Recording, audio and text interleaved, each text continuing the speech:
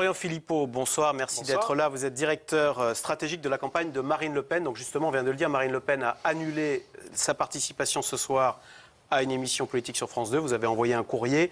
Est-ce que cette tuerie de Toulouse, on rappelle 4 morts devant une école juive, dont 3 enfants, est-ce que ça peut changer radicalement ou changer le cours de la campagne, ou tout du moins marquer une pause, un arrêt dans cette campagne ? Un arrêt, c'est évident. Après, je ne sais pas si ça va changer le cours de la campagne. Je pense qu'aujourd'hui, nous n'en sommes pas là du tout. Aujourd'hui, c'est le temps du recueillement, c'est le temps de l'émotion et bien sûr de la solidarité avec les victimes et les familles des victimes. C'est une tragédie qui a frappé notre pays et j'espère qu'on va trouver extrêmement vite l'auteur de ces meurtres barbares. Mais si vous voulez, on ne va pas rentrer dans un débat politique aujourd'hui. Je crois vraiment que ça n'est pas l'heure. Meurtre barbare. Alors, il apparaît que l'arme est la même que le tueur qui a abattu les 3 militaires dans la région de Toulouse ces derniers temps. Du coup, on commence à se demander si ça n'est pas un acte raciste, puisque dans ces 3 militaires, il apparaît qu'il y avait un Antillais, puis 2 militaires de confession musulmane. Là, ce sont des enfants de confession juive. Est-ce qu'on est là, visiblement, face à un raciste, un acte dément qui rappelle un petit peu d'ailleurs ce loup solitaire dont on avait parlé en Norvège cet été? Je crois que c'est la justice qui le dira. Voilà, la justice dira ce qu'il en est, quelles sont les circonstances de ces assassinats, de cette barbarie, qui a fait quoi, etc. Et puis on verra bien. Moi, je ne veux pas rentrer, si vous voulez, aujourd'hui dans un débat judiciaire qui nous dépasse tous largement. On sait que effectivement ces meurtres, ces assassinats sont liés, manifestement. On le sait par le scooter, on le sait par l'arme. C'est maintenant à la police et puis à la justice de faire son travail. J'espère que ça pourra aller très vite. Mais encore une fois, aujourd'hui, ça n'est pas l'heure de dépasser le temps judiciaire parce que ce serait être incorrect vis-à-vis de la douleur des familles. Alors, Nicolas Sarkozy, qui est à Toulouse, a parlé de tragédie nationale. La haine ne peut pas gagner, a-t-il dit. Alors justement, est-ce que si, lors de cette campagne électorale, on ne la cultive pas un petit peu, cette haine? On tape sur les riches d'une façon très violente, mais surtout on tape aussi sur les immigrés qu'on accuse de siphonner notre sécurité sociale. Oui, je crois qu'il faut éviter de faire des liens qui seraient très impromptus entre une tragédie pareille et puis la campagne présidentielle. Encore une fois, ça n'est pas correct. Maintenant que cette campagne, si je reviens à la campagne présidentielle, que ce soit une campagne de propos violents, une campagne de caniveau, et on en sait quelque chose avec M. Mélenchon qui est dans l'insulte permanente. Oui, une campagne de cours de récréation, on l'a dit déjà des dizaines de fois, entre le MP et le PS qui s'envoient des noms d'oiseaux, qui essaient de sortir des mesurettes et de se les jeter à la figure, etc. etc.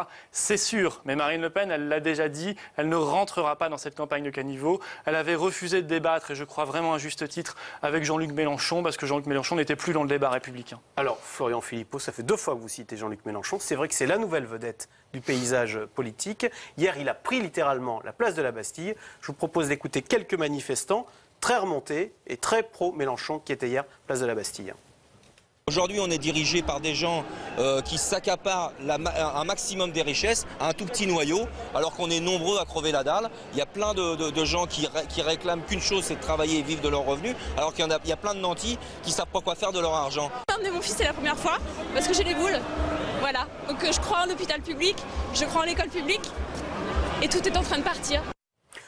Vous voyez, tout est en train de partir, etc. Les antisystèmes, maintenant, ils sont plus de votre côté. Il y a la dynamique, et chez Jean-Luc Mélenchon, la dynamique. Oui, enfin, Marine Le Pen est à des niveaux bien supérieurs à ceux de Jean-Luc Mélenchon. Voilà, je pense que vous savez, rattraper quand même. Vous savez, en 2002, à la même période, Arlette Laguier faisait 12% dans les sondages. On voit ce que ça a donné. Jean-Luc Mélenchon, le problème, moi ces gens-là ont l'air sincères, mais le problème c'est qu'il a passé 31 ans au Parti Socialiste, il a tout fait, il a été sénateur, il a été ministre. Surtout où il y a certains points, vous dites oui, il a raison sur certains points.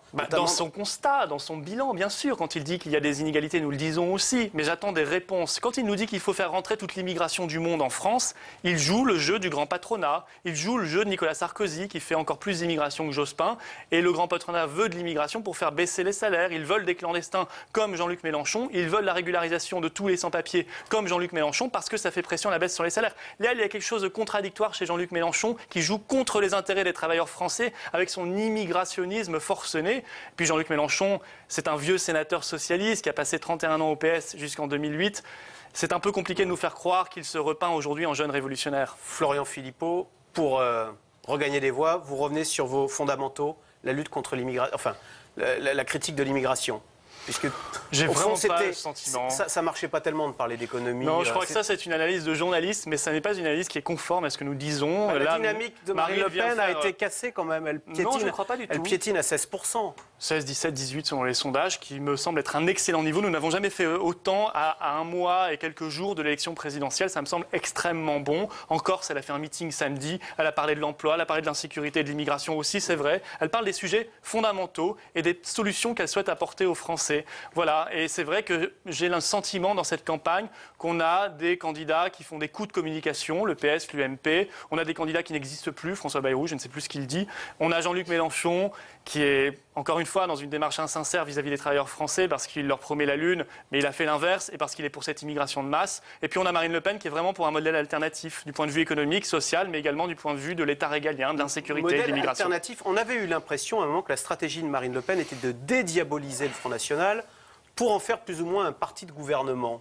Là, vous restez vraiment dans l'opposition frontale et aucun rapprochement possible avec l'UMP. Nous sommes en opposition frontale avec la politique qui est menée aussi bien par la gauche que par la droite depuis 30 ans, c'est évident. L'équipe de Marine Le Pen sait au fond d'elle-même qu'elle n'accédera pas au pouvoir. On reste dans la logique du père de Jean-Marie. Absolument pas, absolument pas. Nous sommes persuadés que Marine Le Pen sera au second tour déjà, probablement face à François Hollande, parce que Nicolas Sarkozy c'est un candidat inutile. Il a dit si je perds, je m'en vais, je laisse mes troupes toutes seules, je quitte le navire. À quoi ça sert de voter pour lui? De toute façon, il a perdu. Marine Le Pen sera au second tour pour offrir un vrai choix aux Français, une vraie alternative. Pas toujours le vieux balancier UMP-PS qui ne change strictement rien. Quand vous aviez promis, après l'obtention des 500 signatures, ce qui est maintenant acté, un acte 2 dans la campagne de Marine Le Pen, alors vous qui êtes en charge de la stratégie de cette campagne, c'est quoi l'acte 2? L'acte 2, c'est de tourner enfin cette page pénible pour tout le monde des signatures, et puis c'est de retourner à plein feu, je veux dire d'allumer les boosters pour aller enfin totalement sur le terrain à la rencontre des Français. Cette semaine, Marine Le Pen parlera des services publics, elle parlera d'économie, elle parlera d'insécurité, elle parlera de tous les sujets qui intéressent les Français et elle apportera des solutions. Et puis elle rappellera aussi au président sortant qu'il s'est compromis dans une espèce de politique qui ressemble à celle que mène la gauche bobo au pouvoir depuis des années, qu'il a fait encore plus d'immigration que Jospin et qu'il n'a pas tenu ses promesses de 2007. Nicolas Sarkozy veut faire oublier qu'il est le président sortant.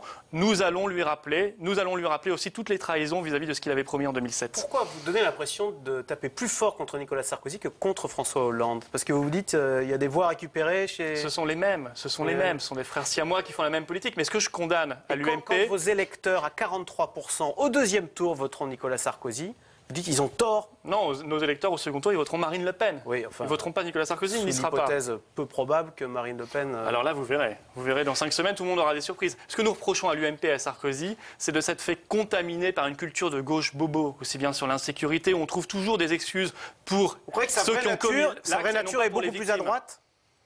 Vous dites contaminé, comme si...